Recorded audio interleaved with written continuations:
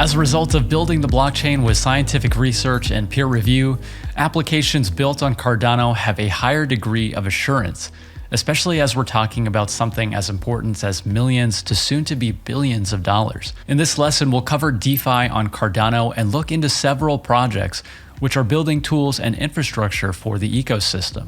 Traditionally, almost all financial transactions involve an intermediary or some type of middleman. When a customer makes a transaction with a credit card, there are several parties involved. At multiple stages, third parties have complete oversight of the details of the transaction and the ability to stop or decline it. The DeFi movement is based on the idea that the financial system should not be controlled by monopolistic third-party providers, and that it should be instead decentralized. A key difference from traditional CeFi or centralized finance being that no central authority is in control of the ecosystem. DeFi providers are building alternatives to traditional financial services as well as entirely new products.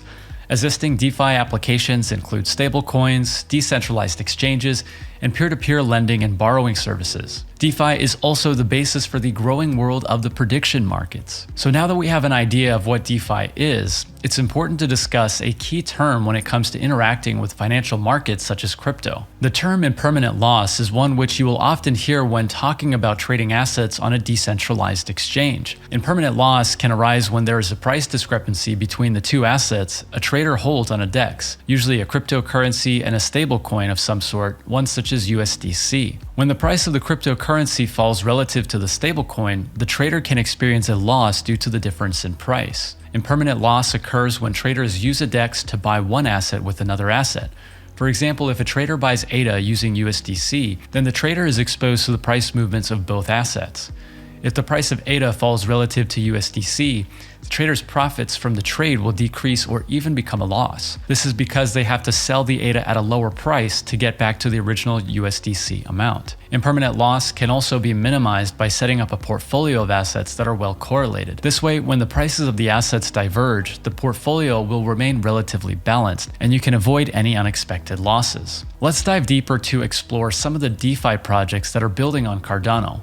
We'll be able to go into these projects in more detail during the Cardano 201 course. So we are taking a look at the computer, and I've got a few different websites pulled up to take a look at here, just to go over very briefly some tools that you can use to get started with DeFi on Cardano. So the first one that I like to recommend is DeFi Llama. This is a great website that allows you to see the different protocols built on many different chains. This isn't specifically for Cardano.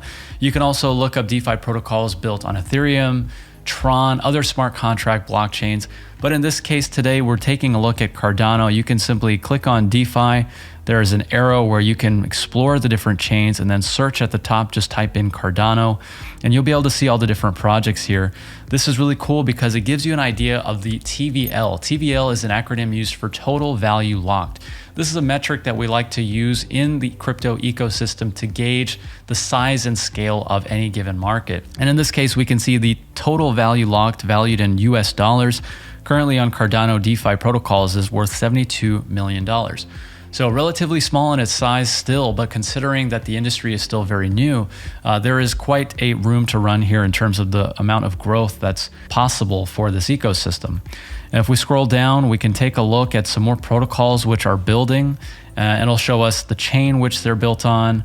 It'll show us the category in which these protocols are built. So MinSwap is currently one of the top DeFi protocols on Cardano with the largest TVL amount.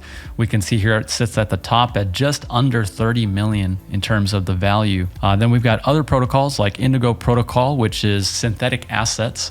So if you think about all the different real world tangible assets that currently exist, being able to tokenize them on the blockchain and have access to their value, that's something that Indigo Protocol is focusing on. Then we've got other DEX protocols like Wing Riders, Sunday Swap, Muesli Swap, essentially allowing you to swap your tokens for other fungible tokens. So, if you've got ADA and you wanted to buy, let's say, Min Swap token, you can swap ADA for Min token, or World Mobile token, any other fungible token that you can think of, which is available on Cardano.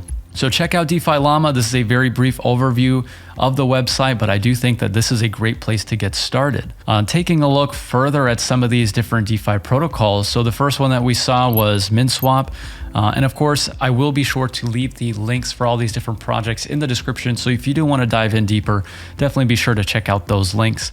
Minswap.org is a great DEX. I think it's really cool what they've done with the branding as well. I do like the little cat design. They've made this space cat theme, which is really cool. So MinSwap is one of the top DEXs on Cardano. Another is Sunday Swap. They've got their ice cream theme going on. So it's pretty cool to see what these different brands are able to do in terms of not only the marketing side of things and being able to appeal to a wide range of people, but also the technical solutions that they're providing in terms of being able to swap tokens on Cardano's UTXO model. So I think it's pretty fascinating the amount of time and effort that these projects have put into building their protocols.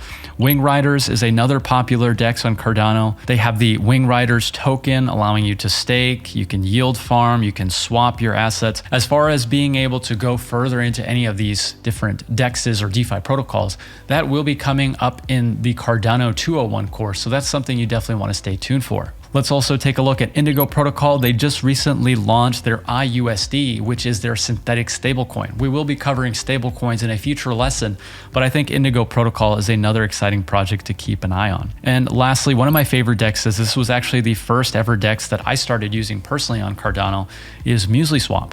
They've got a lot of really cool things going on in the Eternal wallet. They even integrated that swap feature, which we briefly looked at in the earlier lessons.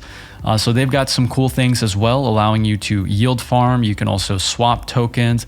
They've got a really nice user interface as well. You can check out the different price action for any of these given tokens. Lots of cool stuff to look at here with MuesliSwap. So that's just a very brief overview of some of the different projects and protocols building on Cardano as it comes to DeFi. If you did enjoy this video, be sure to like and subscribe for more content like this. Another great way to help support the creation of this content is to delegate to Kaizen Stakepools. Join us for our next episode of the Cardano 101 course, where we'll take a look at governance on Cardano and learn more about Project Catalyst. I'll see you there.